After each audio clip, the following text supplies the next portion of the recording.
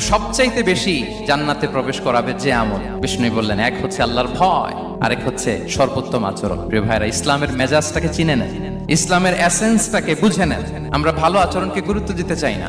অনেক নামাজি লোক দেখবেন নামাজ পড়তে পড়তে কপালে কালো দাগ ফেলে দিচ্ছে, বাসায় বউয়ের সাথে খারাপ আচরণ করে, খিটখিটে মেজাজের, প্রতিবেশীর সাথে শুধু ঝগড়া, কলিগদের সাথে ঝগড়া, মারামারি, দুঃসম্পর্ক, এরকম আছে না? নাই বলেন, আছে না?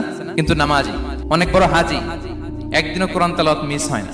তো এত আবাদত করেও সে ইসলামের আসল এসেন্সটাকে ধরতে পারেনি। বিষ্ণু বললেন, সবচেয়ে বেশি জান্নাতে প্রবেশ করাবে যে দুটি আমল, একটি হচ্ছে তাকওয়াল্লাহ, আল্লাহর ভয়, আরেকটি হচ্ছে উত্তম আচরণ, সর্বোত্তম আচরণ। তো আমরা যেন উত্তম আচরণের অধিকারী হই, আমার স্ত্রীর সাথে যেন ভালো আচরণ করি, প্রতিবেশীর সাথে যেন ভালো আচরণ করি, ছেলে মেয়েদের সাথে যেন আমাদের অ্যাটিটিউডটা ভালো থাকে, আচরণটা ভালো থাকে, কলিগের সাথে যেন ভালো থাকে। বিশ্বনবীর আচরণ যেমন ছিল তেমন আচরণ যেন আমরা গড়ে তুলতে পারি। আওয়াজ করে পড়ুন আমিন।